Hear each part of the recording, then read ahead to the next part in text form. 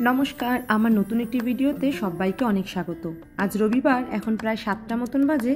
একটু ঝালঝাল করে চিকেন বানাবো। নিত্যদিনের মশলা দিয়েই বানাবো। তার সাথে আলোচনা করব নতুন দেশটায় থাকার কিছু সুবিধা আর অসুবিধা। পৃথিবীর আপনি যেই প্রান্তেই থাকুন না কেন, ভালো মন্দ দুটো নিয়েই আপনাকে চলতে হবে। তো ভাবলাম আজকে একটু এইটা নিয়েই গল্প করি আপনাদের সাথে। ইউএসএতে এসে আমরা প্রথম হিউস্টনে শিফট করি, আর এইখানটায় আসার সুযোগ রাজীবের কর্মসূত্রের হাত ধরেই হয়েছে। শহরটাতে প্রায় 9 মাস ধরে রয়েছি, বেশ কিছু জায়গায় এক্সপ্লোরও করেছি। তাই ঝটপট এদিকে রান্নাটার সাথে সাথে এই নতুন দেশটার টেক্সাস, স্পেসিফিক্যালি হিউস্টনে থাকার কিছু প্রোজ অ্যান্ড কনস নিয়ে আজকে চলুন বলবো। তো আমার অনেক বন্ধু বান্ধব থেকে শুরু করে আত্মীয় স্বজন সবাই এখানকার কথা জানতে চায়, কিন্তু সময়ের এতটা ফারাক যে সেরকমভাবে কথাও বলে উঠতে পারি না। তো ভাবলাম আজকে একটু আলোচনা করি। ইউএস মানেই আমার আগে ধারণা ছিল যে ঠান্ডার জায়গা, সেরকম একটা তো জানা ছিল না। তবে এখানে এসে ধারণাটা একটু হলেও বদলায়। আমরা যেখানে থাকি মানে হিউস্টন, এখানকার ওয়েদারটা আমাদের অনেকটা কলকাতার মতো, তাই এই জায়গাটার সাথে খুব ভালোভাবে তাড়াতাড়ি মিশেও যেতে পেরেছি। তবে এই দেশটারও কিছু ভালো মন্দ দিক রয়েছে।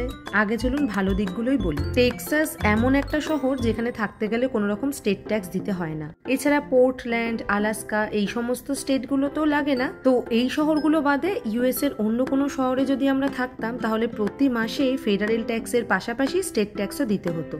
কিন্তু টেক্সাসে সেটা দিতে হয় না, স্বভাবতই এই টাকাটা বেশি জমে।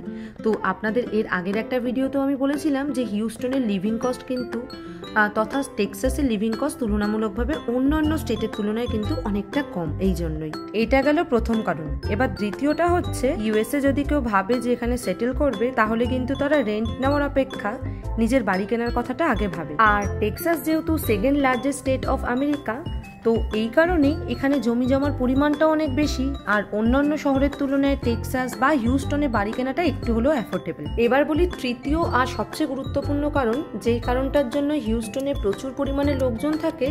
আর এই একটা কারণের জন্য কিন্তু অন্য কারণগুলো ওতপ্রোতভাবে জড়িত।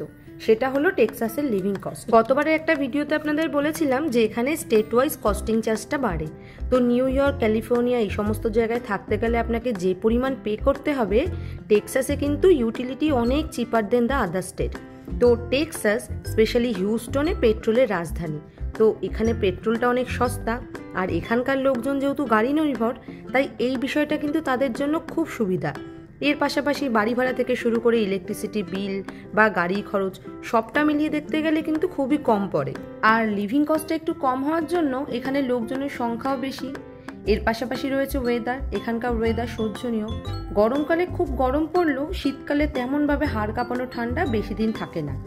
আর সর্বোপরি এখানে রয়েছে প্রচুর ইন্ডিয়ান কমিউনিটি, ফলে স্বাভাবিকভাবেই কয়েক মাইলের মধ্যে ইন্ডিয়ান গ্রসারি স্টোর দেখতে পাওয়া যায়, যেখান থেকে ধরুন আমরা দেশীয় শাকসবজি, ফলমূল, মাছ, মাংস সবটাই পাই। এছাড়া কয়েক মাইলের মধ্যে রয়েছে ইন্ডিয়ান টেম্পল, তাছাড়া রয়েছে সুপার মার্কেট, মেক্সিকান মল, আমেরিকার নিজস্ব হোলসেল মল। এই হোলসেল মল যেমন ধরুন সায়েন্স ক্লাব, কটস্কো, এই মলগুলোর আবার নিজস্ব পেট্রোল পাম্প থাকে, যেখান থেকে পেট্রোল কিনলে পরে চার্জটা কম পড়ে। এছাড়া এই শহরটাতে স্কুলিং ব্যাপারটাও বেশ ভালো। এখানে প্রতিষ্ঠিত শহরগুলিতে অনেক স্কুলও রয়েছে। এছাড়া এখানে লোকালিটি ধরে এক একটা স্কুলকে অ্যালোকেশন করা থাকে। এর পাশাপাশি টুকটাক ঘোরার জন্য এখানে প্রচুর জায়গা রয়েছে, গ্যালভেস্টন পিয়ার থেকে শুরু করে নাসা স্পেস সেন্টার। এই তো গেলে হিউস্টনে থাকার সুবিধা। তবে এখানে আসার পর বেশ কিছু সমস্যারও সম্মুখীন হয়েছি। তার মধ্যে অন্যতম হলো চাইল্ড অ্যাবডাকশন। এখানে এই জিনিসটা নিত্যদিনের একটা ঘটনা। মাঝে মাঝে আমাদের ফোনে মেসেজ আসে যে বাচ্চা হারিয়ে গেছে, আর এই বিষয়টা নিয়ে সব থেকে বেশি চিন্তিত থাকি সবাই। এখানে আসার পর নতুন নাম্বার নিই স্বাভাবিকভাবেই, তো সেটা স্টেট ওয়াইজ রেজিস্টার্ড থাকে। তো আপনার শহর বা আশেপাশে যদি কোনো রকম বাচ্চা চুরি হয়, সেই মুহূর্তে ডিটেলস দিয়ে একটা মেসেজ আপনার ফোনে চলে আসবে। যদি আপনি বাচ্চাটাকে দেখে থাকেন, তাহলে যেন এই নাম্বারে আপনি যোগাযোগ করেন। সেকেন্ড হলো, আমেরিকার প্রায় সব স্টেটেই মোটামুটি বন্দুকের ব্যবহার রয়েছে।